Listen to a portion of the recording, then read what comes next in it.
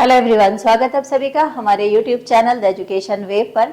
आज हम इस वीडियो में पॉलिटी से रिलेटेड एमसीक्यूज करेंगे जो कि एग्जाम के लिए काफ़ी महत्वपूर्ण है। और आप अगर एसएससी की किसी भी एग्जाम की तैयारी कर रहे हैं तो ये जो आज का वीडियो है वो काफ़ी इंपॉर्टेंट होने वाला है उसके लिए। तो चलिए शुरू करते हैं। इसमें जितने भी एमसीक्यूज डाले गए हैं वो सारे इंपॉर्टेंट है, जहाँ से एग्जाम में डायरेक्टली क्वेश्चन जो है वो आते रहे हैं और आगे भी आएंगे। तो ये आज का जो हमारा प्रैक्टिस सेट है ये 1 है। तो इसमें हम टोटल 30 क्वेश्चन देखेंगे जो कि एसएससी के किसी भी एग्जाम के लिए काफी इंपॉर्टेंट होने वाला है। तो चलिए शुरू करते हैं। आज का हमारा क्वेश्चन नंबर फर्स्ट है। इसमें वर्तमान में भारतीय संविधान में कितने मौलिक अधिकार दिए गए हैं? जो अभी वर्तमान का जो संविधान है उसमें कितने मौलिक अधिकार को शामिल किया गया है, कितने मौलिक अधिकार दिए गए हैं? Option A 7, option B 6, option C 8 या ऑप्शन डी 9। तो इनमें से कितने मौलिक अधिकार जो है वो वर्तमान भारतीय संविधान में शामिल है? तो इसका आंसर हो जाएगा ऑप्शन बी, टोटल 6 है। जो वर्तमान का भारतीय संविधान है उसमें मौलिक अधिकार 6 दिए गए हैं।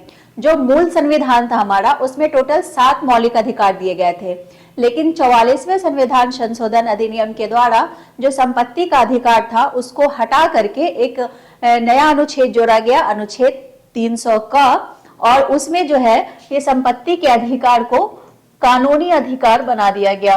जो संपत्ति के अधिकार थे उसको हटा दिया गया मौलिक अधिकार से, और उसको कब हटाया गया था? 44वें संविधान संशोधन अधिनियम के द्वारा अनुच्छेद 300 क में उसको कर दिया गया कानूनी अधिकार बना दिया गया।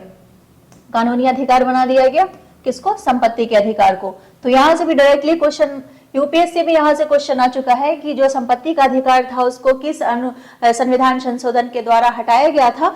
तो इसी 44वें संविधान संशोधन अधिनियम के द्वारा जो संपत्ति के अधिकार को मौलिक अधिकार से हटा दिया गया था। तो वर्तमान में जो है हमारे संविधान में टोटल 6 मौलिक अधिकार हैं। नेक्स्ट है, संविधान के किस भाग में मूल अधिकारों का विवरण दिया गया है? ऑप्शन ए भाग 4 अनुच्छेद 36 से 51, ऑप्शन बी भाग 3 अनुच्छेद 12 से 35, ऑप्शन सी भाग 5 अनुच्छेद 52 से 60, ऑप्शन डी भाग 6 अनुच्छेद 70 से 80। तो इसका जो आंसर हो जाएगा, जो मूल अधिकार का जो विवरण है वो भाग 3 अनुच्छेद 12 से 35 तक में दिया गया है। तो इसका आंसर हो जाएगा ऑप्शन बी, क्योंकि जो मौलिक अधिकार है वो अनुच्छेद 12 से 35 तक में है और ये भाग 3 में है जो मौलिक अधिकार है हमारा। नेक्स्ट है, संविधान के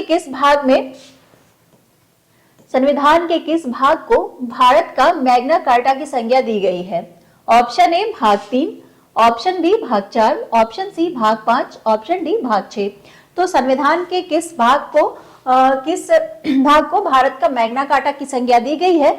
तो इसका आंसर हो जाएगा ऑप्शन ए भाग 3। जो हमारे मौलिक अधिकार है, जो फंडामेंटल राइट्स है हमारे, उसको भारतीय संविधान का मैग्ना कार्टा की संज्ञा दी गई है। यहां से भी कई बार क्वेश्चन आ चुके हैं, तो ये भी काफी इंपॉर्टेंट है कि भारत के किस भाग को मैग्ना कार्टा की संज्ञा दी गई है? तो भारतीय संविधान के भाग 3 को मैग्ना कार्टा की संज्ञा दी गई है, जो कि मौलिक अधिकार से संबंधित है। नेक्स्ट है, मौलिक अधिकार किस देश से प्रभावित है? Option A America, option B Ireland, option C रूस या फिर कोई नहीं। तो इसका आंसर हो जाएगा ऑप्शन ए। जो मौलिक अधिकार हमारा वो यूएस के संविधान से लिया गया, वो अमेरिका से प्रभावित है। तो इसका आंसर हो जाएगा ऑप्शन ए अमेरिका। नेक्स्ट है, मूल अधिकारों का तात्पर्य है। जो मूल अधिकार दिए गए हमारे संविधान में उसका क्या तात्पर्य है? ऑप्शन ए राजनीतिक लोकतंत्र के आदर्शों की उन्नति, ऑप्शन बी लोक कल्याणकारी राज्य का निर्माण, ऑप्शन सी न्यायिक लोकतंत्र या फिर ये सभी है इसके तात्पर्य। तो जो मूल अधिकार है उसका तात्पर्य हो जाएगा, इसका आंसर ऑप्शन ए राजनीतिक लोकतंत्र के आदर्शों की उन्नति से है। जो मूल अधिकार का तात्पर्य है वो राजनीतिक लोकतंत्र के आदर्शों की उन्नति से है। और जो डीपीएसपी है उसका उद्देश्य क्या है? लोक कल्याणकारी राज्य का निर्माण करना। नेक्स्ट है, संविधान के किस अनुच्छेद में समता के अधिकार को शामिल किया गया है? जो समानता का अधिकार है उसको किसमें शामिल किया गया है? ऑप्शन ए 14 से 18, ऑप्शन बी 19 से 22, ऑप्शन सी 23 से 24, ऑप्शन डी 25 से 28। तो इसका आंसर हो जाएगा ऑप्शन ए 14 से 18 में जो है वो समानता के अधिकार की बात कही गई है। तो इसका आंसर हो जाएगा ऑप्शन ए 14 से 18। नेक्स्ट है, मूल अधिकारों के संबंध में निम्नलिखित में से कौन सा यह कथन सत्य है? जो मूल अधिकार है ये असीमित नहीं है लेकिन वाद योग्य है, ये न्यायोचित है, इसे उच्चतम न्यायालय द्वारा सुरक्षा प्राप्त है, या ये सभी? तो इसका आंसर हो जाएगा ये सभी, क्योंकि जो हमारा मौलिक अधिकार है ये असीमित नहीं है लेकिन वाद योग्य है। संसद इसमें परिस्थिति के अनुसार इसमें कटौती कर सकता है, इसे कम कर सकता है, यह न्यायोचित है और इसे न्यायालय द्वारा सुरक्षा प्राप्त है। अगर मौलिक अधिकारों का हनन होता है तो जो जिस नागरिक के मौलिक अधिकार का हनन हुआ है वो सीधा सुप्रीम कोर्ट या हाई कोर्ट जा सकता है और सर्वोच्च न्यायालय द्वारा उसे गारंटी प्रदान की गई है। नेक्स्ट है हमारा, भारतीय संविधान के किस अनुच्छेद में राज्य की परिभाषा दी गई है? जो राज्य है उसकी परिभाषा किस अनुच्छेद में दी गई है? ऑप्शन ए अनुच्छेद 12, ऑप्शन बी अनुच्छेद 13, ऑप्शन सी अनुच्छेद 14, ऑप्शन डी अनुच्छेद 16। तो इसका जो आंसर हो जाएगा ऑप्शन ए हो जाएगा, क्योंकि अनुच्छेद जो 12 है उसमें भारत के जो राज्य है उसकी परिभाषा दी गई है, अनुच्छेद 12 में दी गई है। नेक्स्ट है, किस अनुच्छेद में यह प्रावधान किया गया है कि मौलिक अधिकारों से असंगत या उसे कम करने वाली विधियां शून्य होंगी? ये किस अनुच्छेद में दिया गया है? तो ऑप्शन ए अनुच्छेद 12, ऑप्शन बी अनुच्छेद 13, ऑप्शन सी अनुच्छेद 14, फिर ऑप्शन डी अनुच्छेद 16। तो ये किसमें कहा गया है कि जो मूल अधिकार है, जो मौलिक अधिकार है हमारे, उसको असंगत करने वाली विधियां शून्य मानी जाएंगी? तो आंसर हो जाएगा ऑप्शन बी अनुच्छेद 13। ये बात जो है अनुच्छेद 13 में कही गई है। नेक्स्ट है, विधि के समक्ष समानता एवं विधियों के समान संरक्षण का प्रावधान किस अनुच्छेद में है?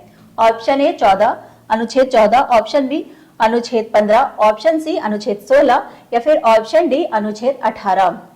तो इसका जो आंसर हो जाएगा वो हो जाएगा ऑप्शन ए अनुच्छेद 14। इसमें विधि के समक्ष समानता और समान संरक्षण का प्रावधान किया गया है। नेक्स्ट है, धर्म, मूल, वंश और जन्म के आधार पर भेदभाव का प्रतिषेध जो है, जो अनुच्छेद 15 में है, वो किस मौलिक अधिकार के अंतर्गत आता है? ऑप्शन ए स्वतंत्रता का अधिकार, ऑप्शन बी समता का अधिकार, ऑप्शन डी सी धर्म की स्वतंत्रता का अधिकार, ऑप्शन डी संस्कृति का अधिकार। तो ये किस अधिकार के अंतर्गत आता है? तो इसका आंसर हो जाएगा ऑप्शन बी समानता का अधिकार। ये जो है ये समानता के अधिकार के अंतर्गत आता है। नेक्स्ट है, लोक नियोजन में अवसर की समानता का प्रावधान निम्नलिखित में से किस अनुच्छेद में किया गया है? जो लोक नियोजन है उसमें अवसर की समानता की बात करता है हमारा संविधान, तो वो किस अनुच्छेद में है? ऑप्शन ए अनुच्छेद 16, ऑप्शन बी अनुच्छेद 17, ऑप्शन सी अनुच्छेद 18, या फिर ऑप्शन डी अनुच्छेद 19।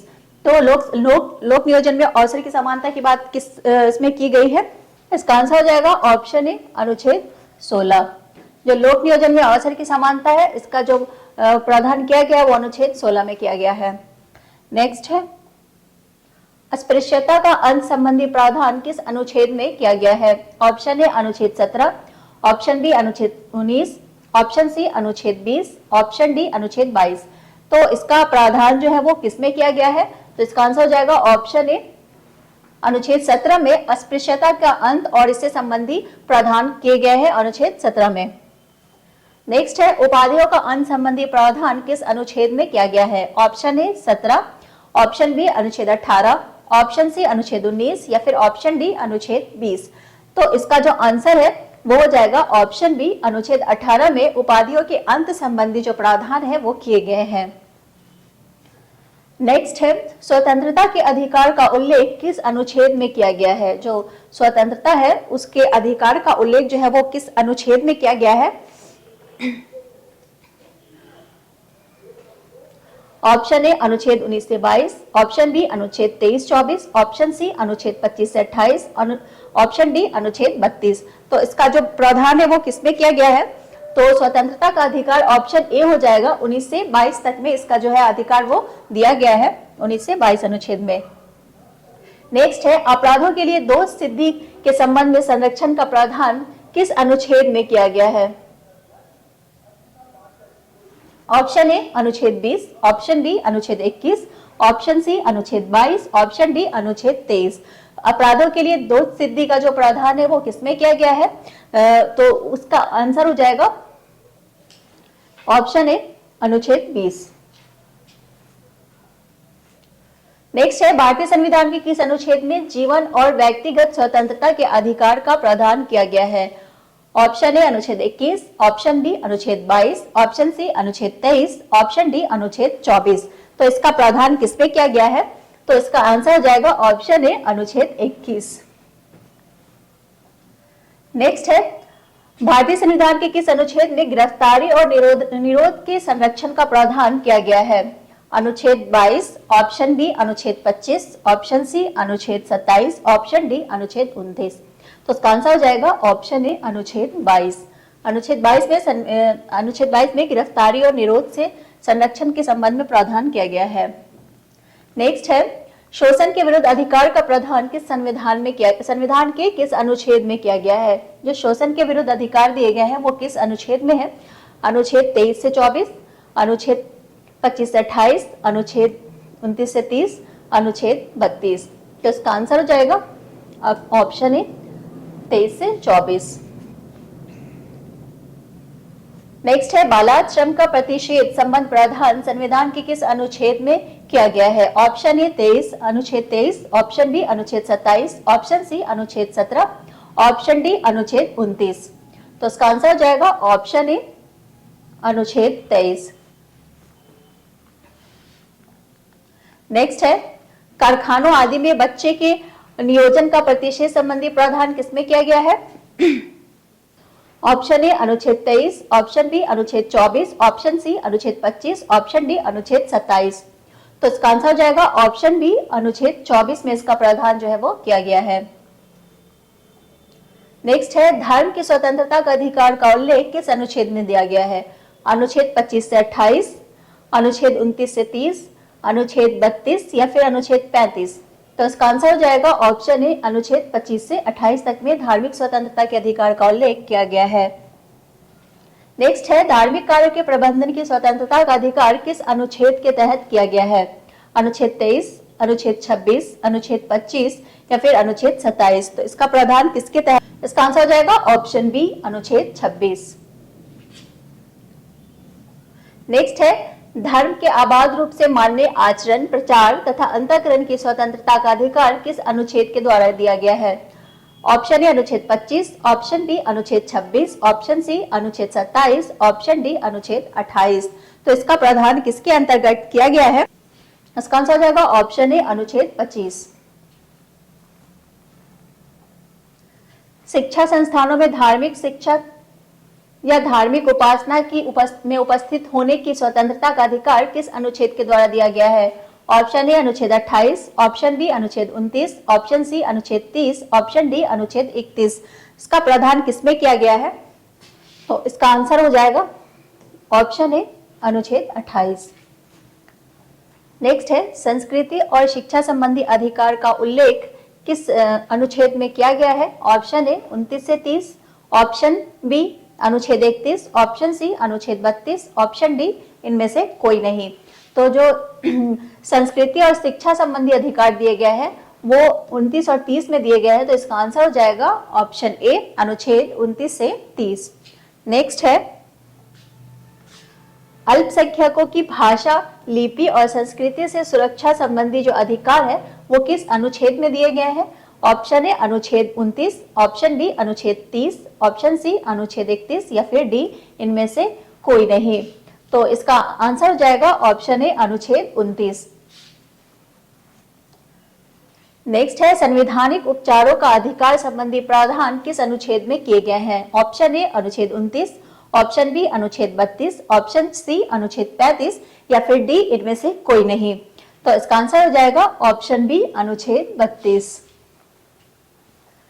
नेक्स्ट है, अल्पसंख्यकों को अपने धर्म के प्रसार हेतु शिक्षण संस्थाओं में स्थापना का अधिकार किस अनुच्छेद द्वारा दिया गया है? अनुच्छेद 30, अनुच्छेद 29, अनुच्छेद 32 या फिर अनुच्छेद 35।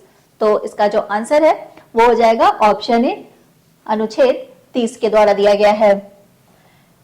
नेक्स्ट और लास्ट प्रश्न है इसका, इनमें से कौन नागरिक एवं विदेशी दोनों को प्राप्त अधिकार है? ऑप्शन ए प्राण एवं दैहिक स्वतंत्रता का संरक्षण जो अनुच्छेद 21 में दिया गया है। ऑप्शन बी अपराधों के लिए दोष सिद्धि के संबंध में संरक्षण जो अनुच्छेद 21 में है। ऑप्शन सी प्रारंभिक शिक्षा का अधिकार जो अनुच्छेद 21A में दिया गया है, या फिर ये सभी। तो इसका आंसर हो जाएगा ऑप्शन डी, ये सभी। ये सारे अधिकार जो है वो नागरिक और विदेशी दोनों को दिए गए हैं। तो आज के लिए बस इतना ही, मिलते हैं नेक्स्ट वीडियो में इसके आगे के प्रश्न के साथ। जब तक के लिए धन्यवाद।